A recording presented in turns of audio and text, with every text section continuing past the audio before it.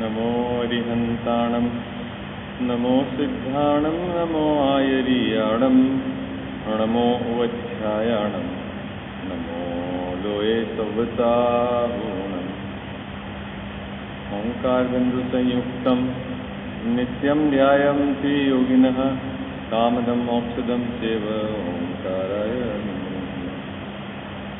मंगलम भगवान वीरो मंगलम गौतमो गणी मंगलम कुंदकुंदाढ्यो जयेन्द्रमोस्तु मंगलम सर्वमंगल मांगल्यम सर्वकल्याणकारकम प्रधानम सर्वधर्मानां जयनं जय कुशासनम जयनं जय कुशासनम जयनं जय कुशासनम। नमः श्री समयसाराय स्वानुभूत्या चकासते चित्स्वभावाय भावाय सर्वभावान्तरे स्थिते मिथ्या भाव अभावते जो प्रगटे निज भाव सो जयवंत रहो सदा यही मोक्ष उपाय। सर्वज्ञ शासन जयवंत वर्ते निर्ग्रंथ शासन जयवंत वर्ते यही भाव विचिन्न मन में रहता है। सर्वज्ञ शासन जयवंत वर्ते निर्ग्रंथ शासन जयवंत वर्ते। जय बोलो देवशास्त्र गुरु की।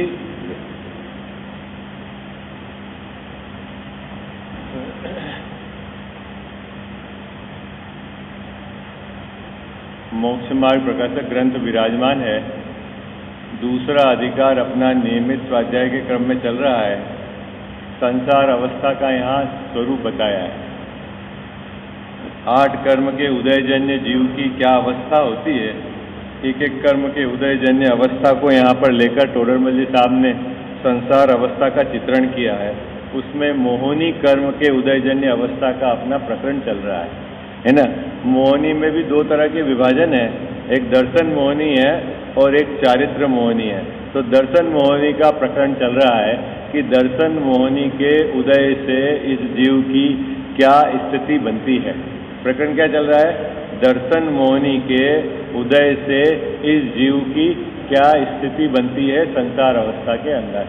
ठीक है, दर्शन मोहिनी के उदय से क्या होता है इस जीव को? तो बोले मिथ्या भाव होता है। किसको मिथ्या भाव होता है?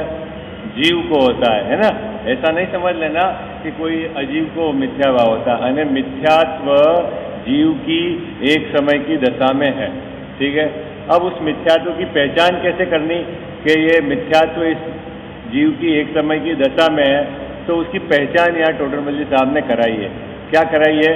एक तो ये स्व और पर दोनों को मिलाकर मानता है मैं हूँ। पहले नंबर की गड़बड़ी क्या करता है ये? स्वयं तो है ज्ञानाधिक गुण वाला, अमूर्तिक प्रदेशों का पुंज, अनादि निधन है ना, और जो शरीर है वो है अनंत पुद्गल परमाणु का ढेला, नया जिसका संयोग हुआ है और जिसमें ज्ञानाधिक गुण नहीं है। ऐसे मिलकर ये पर्याय हुई जो पर्याय, और ये क्या मानता है? ये मैं हूँ। दोनों को मिला के मानता है। पहले नंबर की गड़बड़ी। अब दूसरे नंबर की गड़बड़ी कल थोड़ी अपन ने चर्चा प्रारंभ करी थी। देखो आप पेज नंबर निकालो, आप मेरे ग्रंथ में 43 और दूसरे वाले ग्रंथ में जो आप देखना क्या है पेज नंबर जो जयपुर से प्रकाशित है 38। ठीक है, हाँ, दूसरा पैराग्राफ पढ़ना है आपको। नीलेश भाई पढ़ना दूसरा पैराग्राफ। हाँ, ये रिवाइज कर रहे हैं एक बार, ताकि 20 दिन का लांगा पड़ा है ना, तो वो मिल जाएगा अपना प्रकरण। हाँ,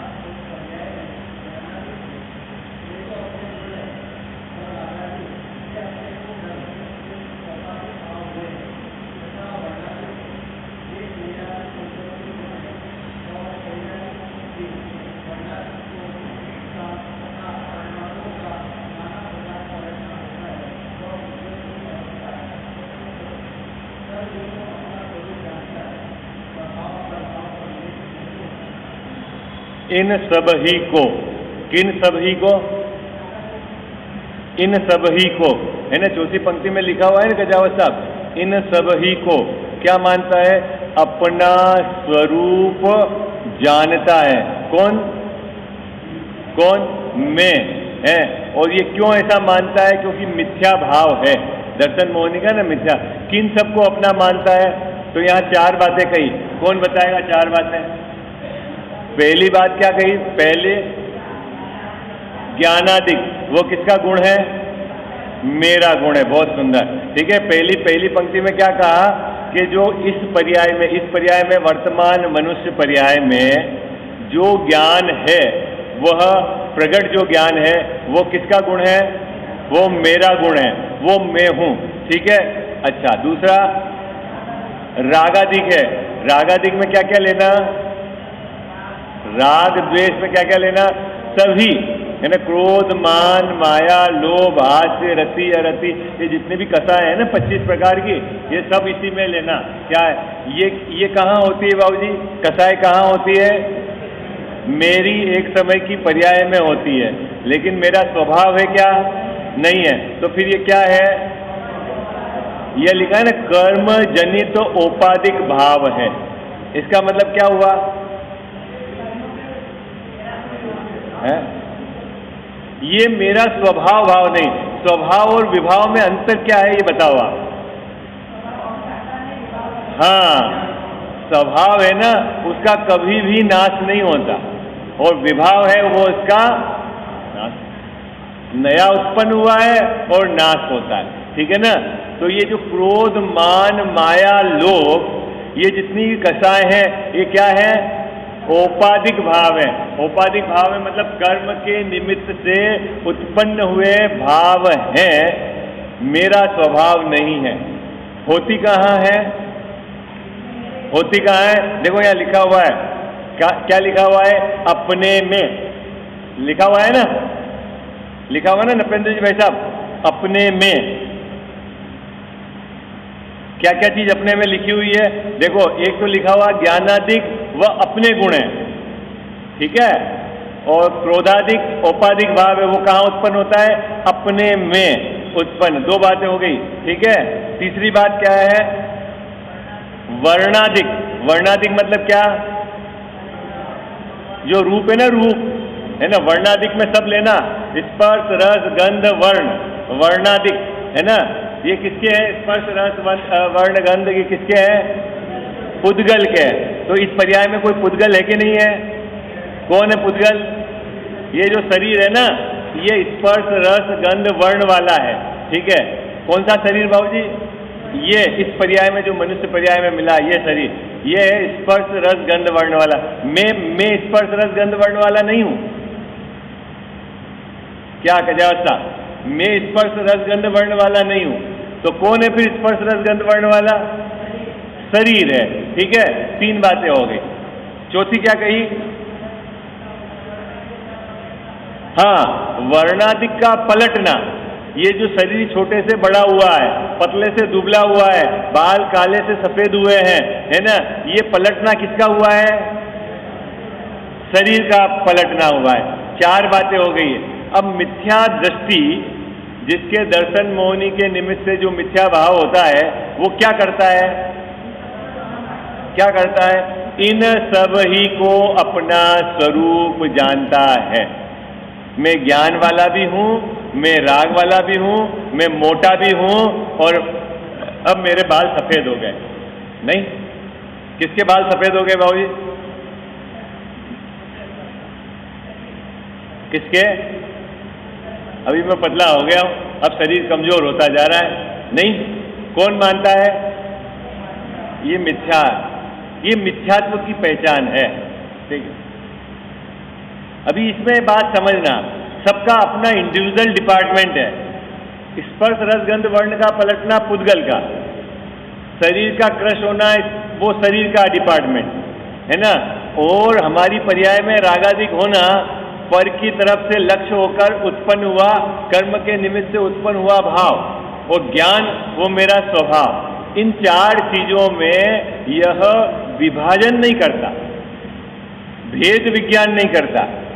भेद विज्ञान कैसे करना है बाबूजी? भेद विज्ञान कैसे करना कि एक ज्ञान वो तो मैं और बाकी मुझसे भिन्न। कब कजावत साहब? अंतरंग में इस प्रकार का पुरुषार्थ किसको कहते हैं? पुरुषार्थ किसको कहते हैं बाबूजी? है हाँ, कि मैं 2 टाइम बैठ के खाना खाता हूँ, मैं ये नहीं करता हूँ, ये नहीं करता हूँ, है ये नहीं खाता, ये पुरुषार्थ नहीं है भाई। पुरुषार्थ क्या है गजावा साहब? अंतरंग में अपने स्वभाव की रुचि पूर्वक अपना जो स्वभाव है उसको तो एक तरफ रखना और बाकी सब में निरंतर विचार करके, चिंतन करके, बारंबार ये मैं हूँ, ये मैं नहीं, ये मैं हूँ, ये मैं नहीं, ऐसी धारा प्रवाह जो भेद ज्ञान चलाना, ये असल में पुरुषार्थ है अपनी भूमिका। समझ में आया? चलता है कि नहीं अपना इस जाति का पुरुषार्थ? है इस जाति का पुरुषार्थ अपने चलता है कि नहीं? और अपन पुरुषार्थ किसको मानते हैं ये बताओ? हैं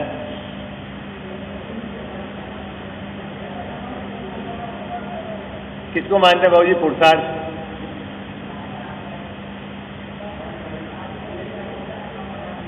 हाँ हाँ, 1-2 फैक्ट्री बाहर डाल दी, 1-2 मकान बना दिए है तो बड़ा पुरुषार्थी है। हाँ, ज़्यादा से ज़्यादा फिर कुछ खा लेंगे, कुछ छोड़ देंगे, उसको भी पुरुषार्थी मान लेते हैं। 50 बरस से मैंने ये नहीं खाया। असल में पुरुषार्थ क्या है ये अपने को बराबर समझना है। ठीक है, चलो देखो ये पैराग्राफ पढ़ लो, ये आपके समझ में, क्योंकि इसकी चर्चा तो अपन पहले कर चुके हैं, है ना। इसका बात पकड़ में आती कि नहीं आती? आप में से कौन तेज आवाज में पढ़ेगा इसको?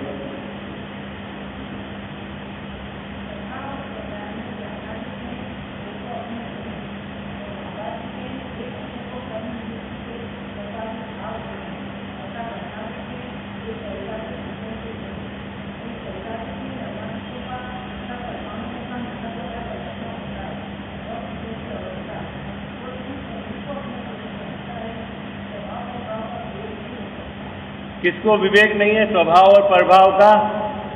जिसके दर्शन मोहनी के निमित्त से मिथ्या भाव है। अपने क्या है स्थिति ये बताओ आप तो, हैं? अपनी स्थिति कैसी है?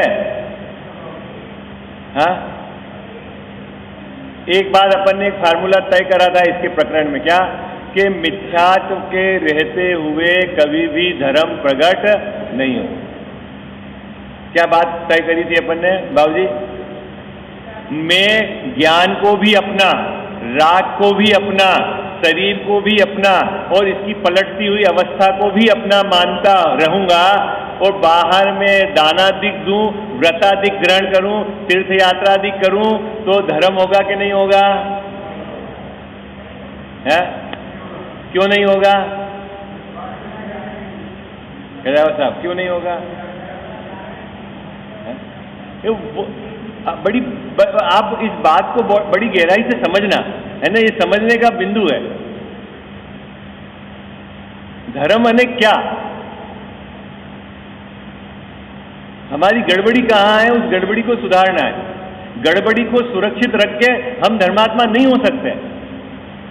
आप गड़बड़ी को रख के कोई भाषा से उसको लिपापोती कर दो और बोलोगे नहीं धर्मात्मा ऐसा ही चलता है, ऐसा ही होता है, वो भी तो ऐसा करते हैं। जो करें, जो भी अगर इस तरह का भाव है वो सब मिथ्या भाव है, भाव किसी का भी है।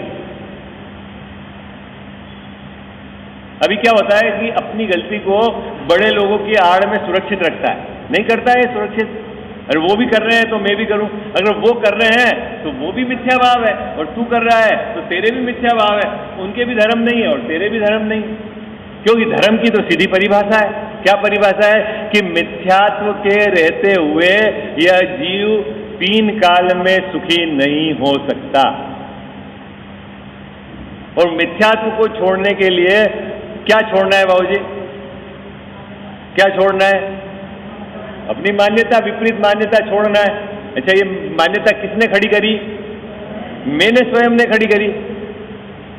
भाई शरीर शरीर की जगह है, राग राग की जगह है, ज्ञान ज्ञान की जगह है। मिला के कौन मान रहा है? मिला के कौन मान रहा है? बोलो ना भाई। हाँ, शरीर तो नहीं कहता कि मानो, राग तो नहीं कहता है मानो। है एक एंगल ये। दूसरा, भिन्न चीजों को आप मिला के मान रहे हो तो ये आपकी गड़बड़ी है कि नहीं है?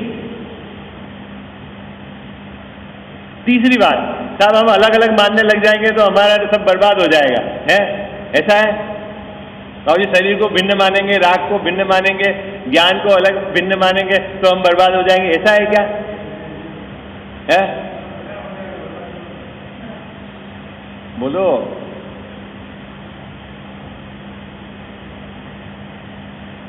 एक सुंदर कर्ता कर्म अधिकार में आचार्य अम्बेडकर स्वामी ने एक सुंदर बात कही। क्या बात कही?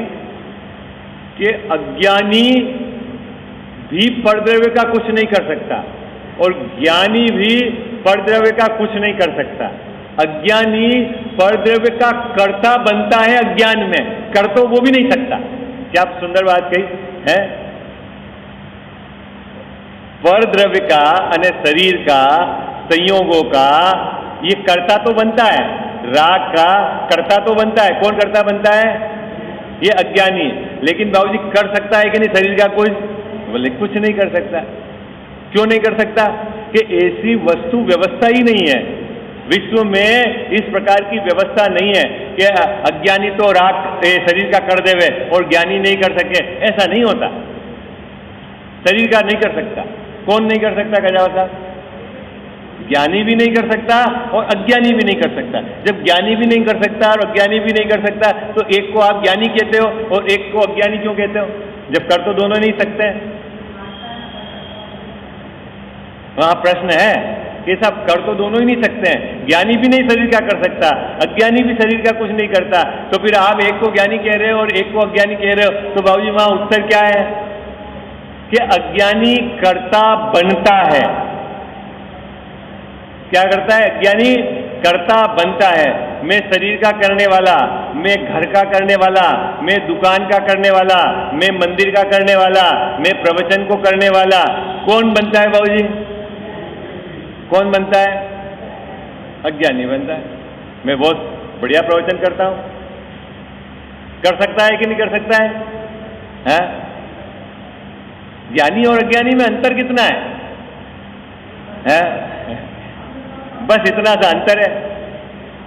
होते हुए काम में स्वयं परिणमन होता हुआ मानता है ज्ञानी, और अज्ञानी करता है मैं नहीं हूं तो मालूम पड़ जाए घर की व्यवस्था कैसे चलती है। ऐसा नहीं बाबूजी? बोलो, अपने में से तो किसी की नहीं चलती ऐसी व्यवस्था। मैं नहीं हूं तो घर का क्या होगा, मैं नहीं हूं तो फैक्ट्री का क्या होगा, मैं नहीं हूं तो है रसोई का क्या होगा, ऐसा तो कोई नहीं मानता। अरे बोलो ना, क्या मानते हो सब फिर?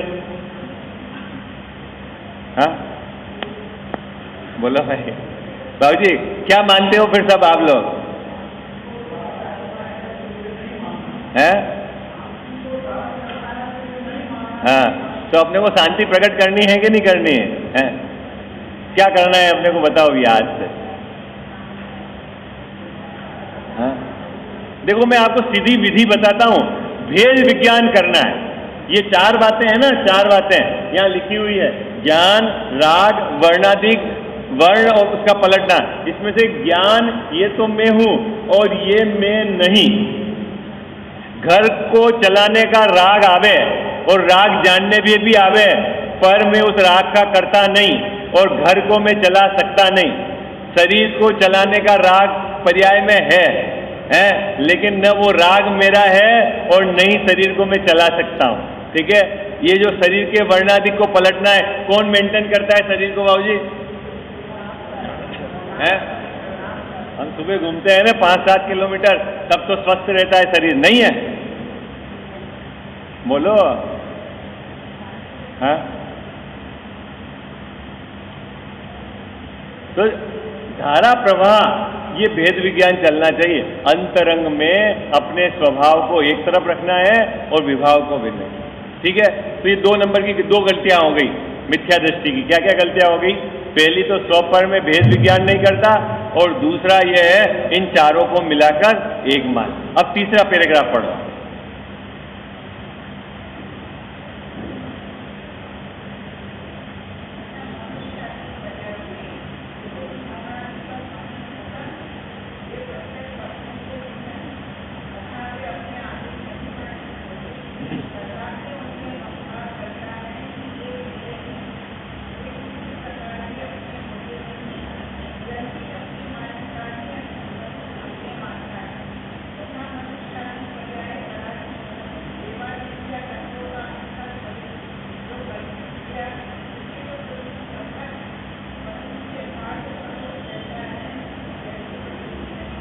मुकेश भैया पेज नंबर 44, आपके पास कौन सी ग्रंथ है? मिल गया है? वो जो सोनगढ़ से प्रकाशित और दूसरे में जो है वो पेज, ठीक है। अब आप पढ़ो मुकेश भैया, यही वाला पैराग्राफ आपको मिल गया ना? हाँ पढ़ो आप, यही वाला पैराग्राफ पढ़ो तेज आवाज में आप, यही जो अभी चल रहा है अपना, जिस पर अभी चर्चा करनी है।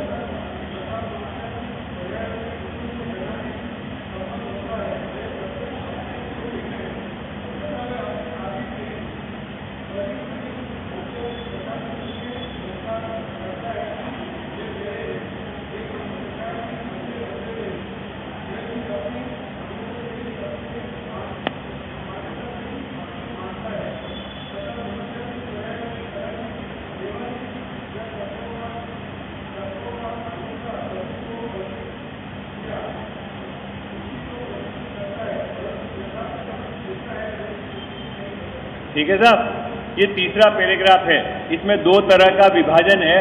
अपन पहले विभाजन की चर्चा करें, क्योंकि अभी हमारे मुकेश भैया नए नए आए हैं ना, अब रेगुलर स्वाध्याय वाले हैं हुए, अब उनको भी बात समझ में आनी चाहिए, ठीक है। पहली 3 पंक्तियों में ये बात कही कि मनुष्यादिक पर्यायों में, मनुष्यादिक पर्याय किसको कहते हैं? एक तो जीव, और उसके साथ ये जो अनंत पुद्गल परमाणु का ढेला हुआ, ये जो है ना, इसको बोलते हैं मनुष्य। इसमें कौन मुकेश भाई साहब? मैं कौन हूं? मैं तो एक ज्ञान वाला, ठीक है। और ये जो शरीर है ये क्या है? ये पुद्गल परमाणु का ढेला, इन दोनों का नया संयोग हुआ है और इसका नाम बोल दिया मनुष्य, ठीक है। ये तो हो गया मनुष्य। अब यहां तक तो पहले नंबर की गड़बड़ी थी। क्या गड़बड़ी थी? कि स्व और पर, मतलब इस शरीर को और मैं आत्मा को एक मानता था। यहां तक तो पहले नंबर की गड़बड़ी थी। दूसरे नंबर की गड़बड़ी में क्या हुआ कि इस शरीर का पलटना, इस शरीर में पलटना, छोटे से बड़ा होना, मोटे से पतला होना, ठीक है, काला पीला जो भी इसका चेंज होना, प्लस रागादिक का होना, ज्ञानादिक का, सबको मिला के मैं मानता था ये मैं हूं, ठीक है। मैं मोटा हो गया, मैं पतला हो गया, दूसरे नंबर की गलती। तीसरे नंबर की गलती है जो इसकी अभी चर्चा चल रही, ये गलतियां कहलाती मिथ्या भाव। इसको क्या बोलते हैं मुकेश भैया? मिथ्या भाव। यह है संसार, यह है दुख, ठीक है। तो तीसरे नंबर की गलती क्या है कि मनुष्यादिक पर्यायों में क्या होता है? कुटुंब और धनादिक का संबंध होता है। क्या लिखा है यहां पर? देखो क्या लिखा है पंक्ति में, क्या लिखा है? कुटुंब और धनादिक का संबंध होता है। संबंध होना मतलब मिलते हैं, है ना। कौन मिलता है? पत्नी कहीं से आई है वो मिलेगी, बच्चे कहीं से आए हैं तो मिलेंगे, मकान के परमाणु है ढेले हो जाएंगे, ये क्या क्या करेंगे मुकेश भाई साहब? मिलेंगे। मिलेंगे मतलब किसने बनाया मकान? किसने बनाया मकान? हाँ अरे बोलो हाँ जी, किसने बनाया मकान? अरे बड़ी मेहनत से बनाया बाबू जी, 5 बरस हो गए, एक एक चीज ऐसे ऐसे खरीद के लाया और लगाया। किसने बनाया? अरे बोलो ना जल्दी, किसने बनाया? मुकेश भाई साहब किसने बनाया? आप बोलो मैंने तो नहीं बनाया, पिताजी ने बनाया। ऐसा है? किसने बनाया? बाबूजी किसने बनाया? संबंध हुआ है। संबंध मतलब मिले हैं। क्या मिले हैं?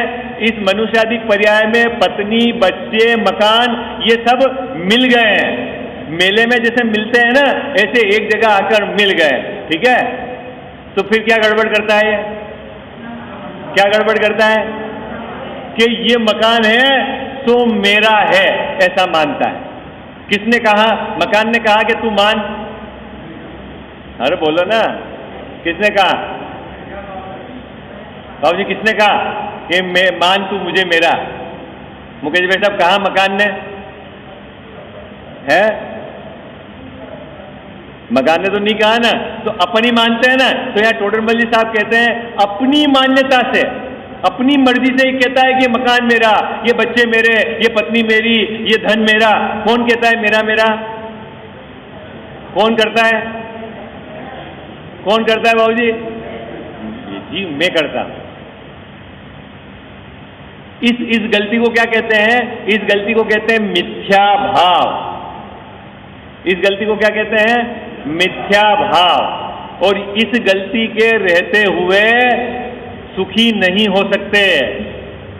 इस गलती के रहते हुए धर्म प्रकट नहीं हो सकता। तो सबसे पहले अपने को ये गलती सुधारनी है। क्या गलती सुधारनी है? कि जिनका संबंध हुआ है वो संबंध संयोग है, ये मेरे नहीं है, ये मानना है। आई बात समझ में? मुंह से भले ही बोलो मेरा मकान है, लेकिन अंदर से क्या मानना है बाबूजी? मेरा नहीं है। अपन बोलते क्या है? साहब ये आपका है, नहीं, और मानते क्या है?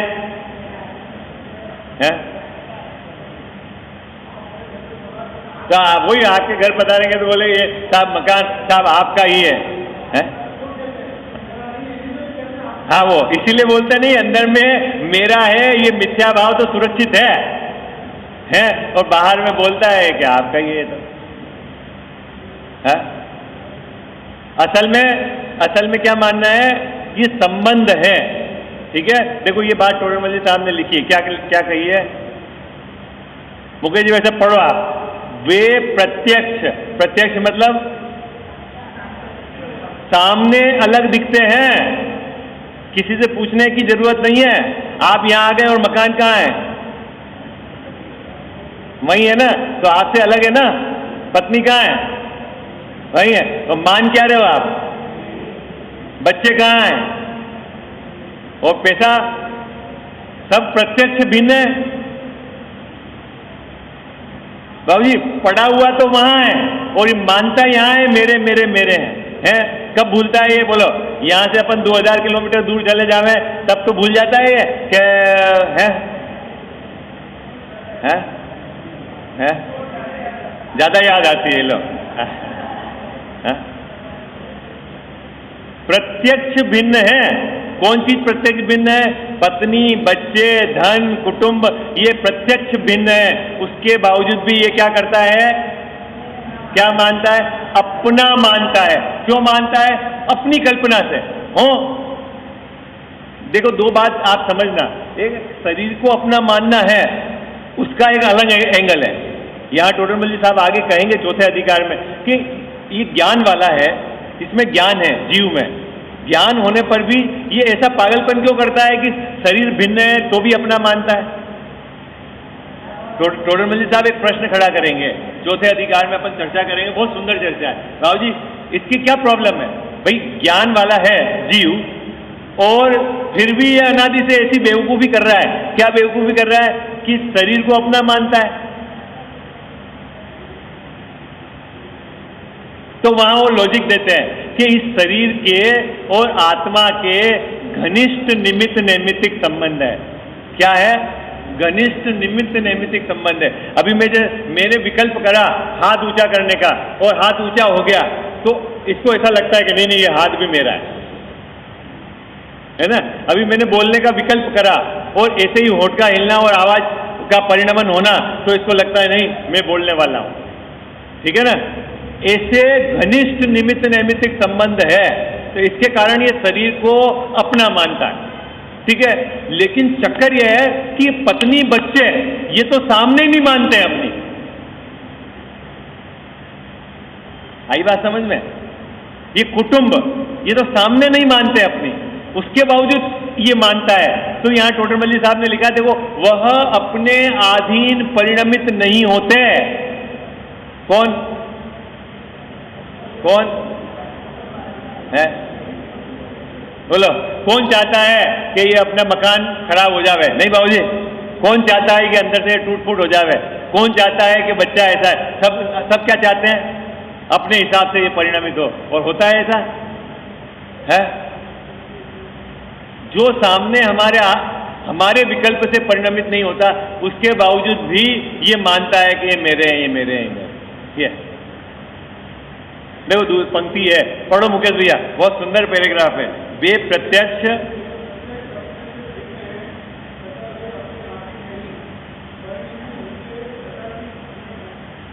उनमें ममकार करता है, वो अपने अधीन परिणमित नहीं होते।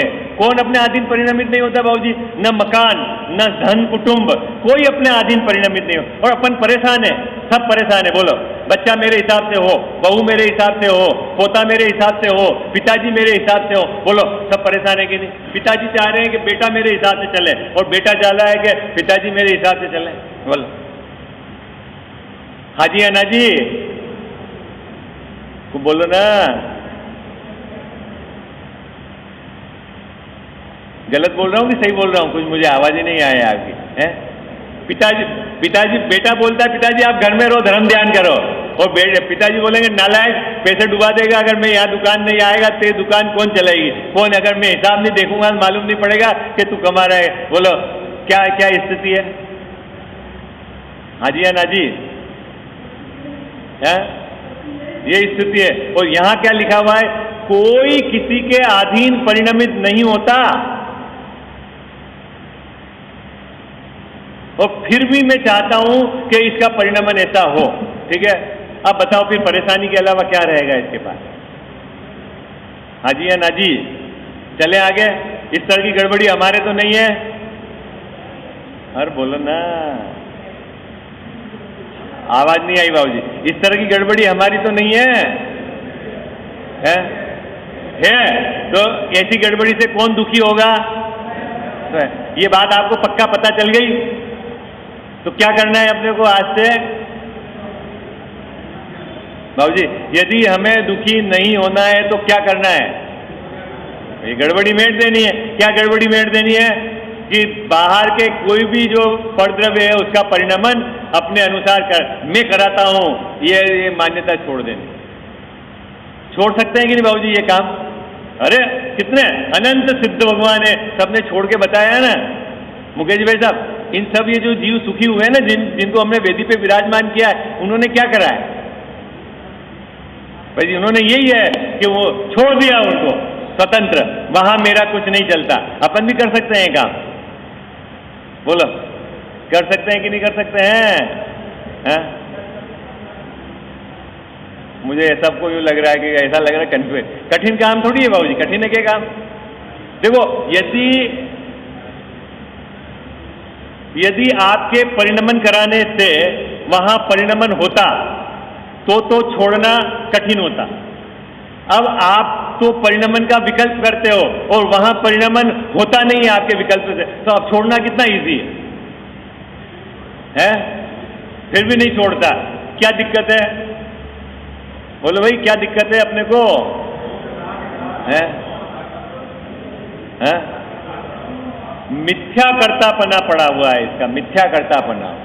तो आज से अपने को एक फार्मूला, एक पंक्ति याद रखनी, मैं ही मेरा करता धरता। बोलते नहीं हो आप? है बोलते हैं ना बाबूजी? क्या? मैं ही मेरा करता धरता। ये पंक्ति अपने को याद रखनी। कब? जब परद्रव्य का मैं परिणमन कराने का विकल्प करूं और मैं परेशान हूं, तब अपने को ये पंक्ति याद रहनी चाहिए। क्या रहनी चाहिए? मैं ही मेरा करता धरता।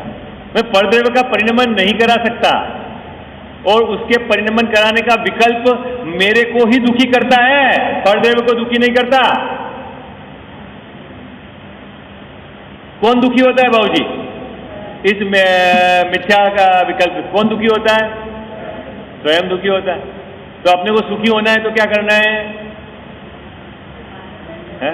छोड़ने। चलो मुकेश भाई साहब, ये बात पकड़ में आ गई ना? 3 पंक्ति। क्या इसमें क्या बात कही कि जो मनुष्याधिक पर्याय है इसमें परिवार, धन और ये कुटुंब है, ये इनका संबंध होता है। और ये क्या करता है? मिथ्या भाव के कारण मेरे मेरे मेरे मानता है। ठीक है, वो अपने अधीन परिणमित नहीं होते हैं, फिर भी ये मानता है मेरे मेरे। इस तरह की मान्यता कहलाती है मिथ्या भाव। ठीक है, अब अगली पंक्ति, अगली नीचे की 2 पंक्ति पढ़ो भाई, जल्दी पढ़ो नीचे की 2 पंक्ति। तथा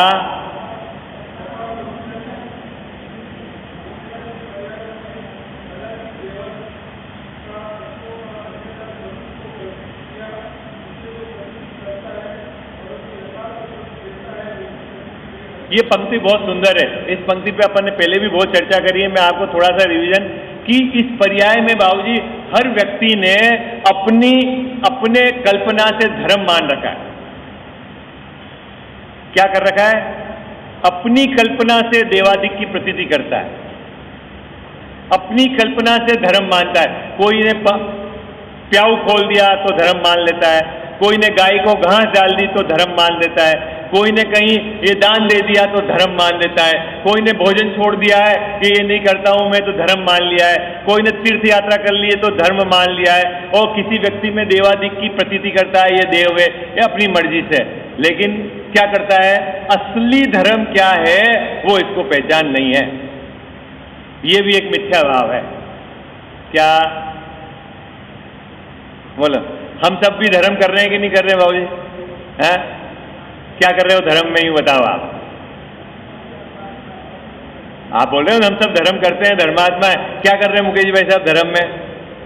साहब देखो हम पानी छान के पी रहे हैं, रात्रि में भोजन नहीं कर रहे हैं, स्वाध्याय कर रहे हैं, पूजा कर रहे हैं, है ना कजाओ साहब, और 2-5% दान भी दे रहे हैं, ग्रंथ में लिखा हुआ है, उसके आधार से हम तो 6%, 10%, 8% दान भी दे रहे हैं। धर्मात्मा है कि नहीं बाबूजी? बोलो भाई जल्दी। हाँ बोलो, धर्म है, धर्म आपने धर्म किसको मान रखा ये बताओ? अपनी कल्पना से जहां मर्जी पड़े वहां, यहां गए तो ये अच्छा लगा, हाँ भाई धर्म हो गया, वहां गए तो वहां अच्छा लगा, धर्म हो गया। जहां इसने अपनी कल्पना से जो काम अच्छा लगा वो कर लिया और ये मान लिया, ये और इसकी प्रतीति करता है, प्रतीति करता है यानी अंदर में श्रद्धान को मजबूत करता है कि ये धर्म है, ये धर्म है, ये धर्म है, ये धर्म है, ऐसा। और असली धर्म क्या है उसको ये नहीं जानता। मुकेश जी भाई साहब ये गड़बड़ी है, और ये बहुत जबरदस्त गड़बड़ी है। 4 प्रकार के मिथ्या भाव में सबसे बड़ी गड़बड़ी यह है कि ये असल धर्म क्या है उसको नहीं जानता। कोई पूजा करके ही अपने को धर्मात्मा मानता है, कोई दान देकर ही अपने को धर्मात्मा मानता है, कोई ने कोई त्याग छोटा मोटा कर लिया तो धर्मात्मा मानता है, जिसके जज गई थोड़ा जो काम कर लिया अपने अनुसार से धर्मात्मा मानता है और उसी की प्रतीति करता है और विश्वास करता है, हाँ मैं धर्म कर रहा हूं, मैं धर्म कर रहा हूं, मैं धर्म। असली धर्म क्या है? बोलो भाई, असली धर्म क्या है?